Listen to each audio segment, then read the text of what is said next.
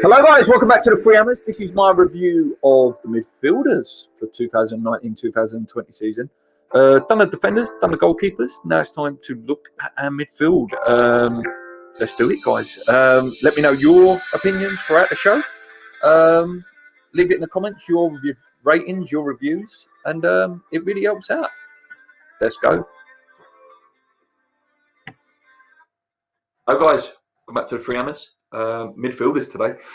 There's a lot of them, so this one will probably be the longest out of them. Where do we start, guys? Where do we start? Tell you where we're going to start.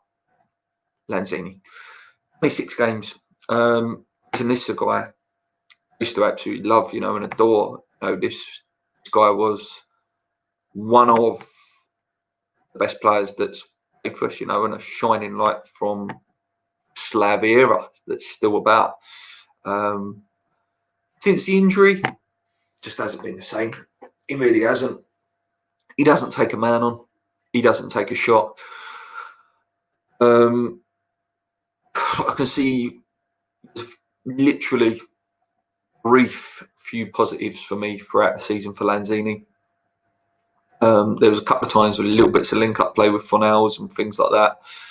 No goals says a lot for a man, who's meant to be attacking midfielder who scores goals. Looks disinterested. Don't think he wants to be there anymore.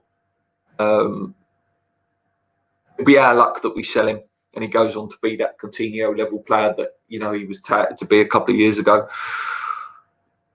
It wouldn't upset me if he left now. It would have a couple of years ago, but now I think if you can get a half decent price for him, especially again with the players we're being linked with, if we can get those players in that we are linked with, then I think we can afford to let him go. Like I say, not the same player anymore. Very poor season. And for me, 5 out of 10. I'm sorry, Manuel, but you're just not there anymore. You're really not. Next up, forgotten man, obviously, because he hasn't played during the lockdown period. Bobby Snodgrass, 27 games, 5 goals. Again, I said it in the defender video about Zabaleta. Great mentality, work ethic. Technically a very good player as well in terms of his deliveries from set pieces. Scored some good goals as well for us this year. And obviously his injury happened.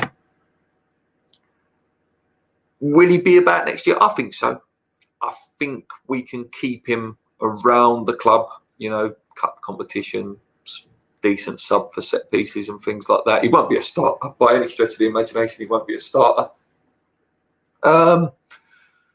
I like the guy. I think he had a good season for us. He's a Marmite player with some people. Some people think he's too slow, which he is too slow. But you can't deny his work ethic. He did get some goals for us as well from the wing. And for me, Bobby Snodgrass gets a 7.5. I think he's had an okay season for West Ham. Shame he didn't get to do much in the last 10 games for us, but would he have played anyway? With Bowen there and Fornals there, would he have got a chance now? I don't know. Yeah, definitely one I wouldn't be too upset if he hang around over the transfer window. Next up, the 500 man, Mr. 500 or me. There you go. There I am. Noble. Yeah, Marky Noble. 35 games, 4 goals, or 35 appearances, should I say. At times, he can switch it on. You get the Cockney Perlo. Gary Neville compared him to Del Piero a couple of weeks ago when he was playing that sort of loose free role, number 10 role. He played some really good assists this year. Listen, he says it himself, he knows he shouldn't be starting every week. And, and with the signings we've bought, and if we manage to keep hold of one of the guys I'll talk about in a minute, Mark isn't going to play much next year. There's still a place for him for another year. I think he will retire next year or move on to another club, maybe Championship, or I don't know. He seems the sort that would retire and not play for another club. I don't know. He may love football and want to play a bit longer. Listen, take the romance away from the 500 appearances and the fact, he's a club legend, etc. He's not there anymore, in terms of the level for Premier League, and if we want to progress, and even for this progression of stability, a 10, solid 10th, a solid 8th or whatever, Mark now has to become a bit part. For me, still give him a 7. He's hung around, he keeps the team going, captain's mentality and stuff like that. And, there was some little bits of brilliance in there, but there was also some really poor performances. So a 7 for me for Mark Noble. Let me know what you guys think on that. I know I'm very controversial with my Mark Noble opinions, guys. Next up, Pablo Fornals, 40 games, 40 appearances, I should have written. Sorry, I keep doing that.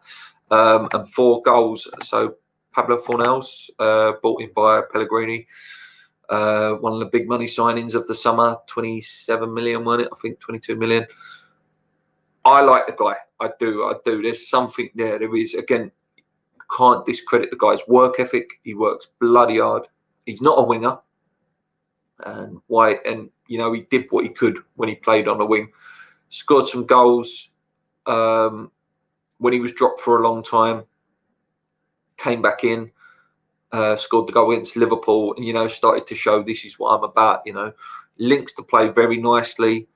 I think you will see even more and better from him as the time goes on.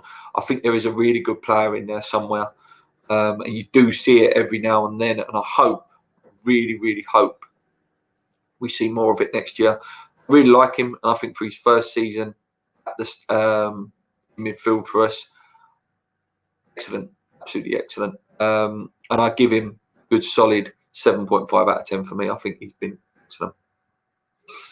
Next up is Jack Wilshere. 10 appearances in midfield for us. 1 goal in the cup. Such a shame with this guy. Top player in there. There really is. We haven't seen it for a long time, in terms of throughout the years. I was so excited when we did sign him. But listen, the guy's too injury prone. Obviously not that fancied by Moyes either. He didn't play him in those 10 games. I think and twice did he come off the bench, Jack. Again, such a shame. But listen, there's nothing there anymore. I don't think anyone will take him, so he probably will still be there for another year or so. The most you can give him is 3 out of 10, purely on the fact that he just hasn't played enough. He really hasn't, and I don't want to go too much into him. I think that's all you can say, really.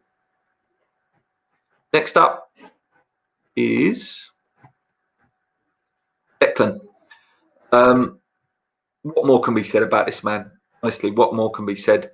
What a player. What individual.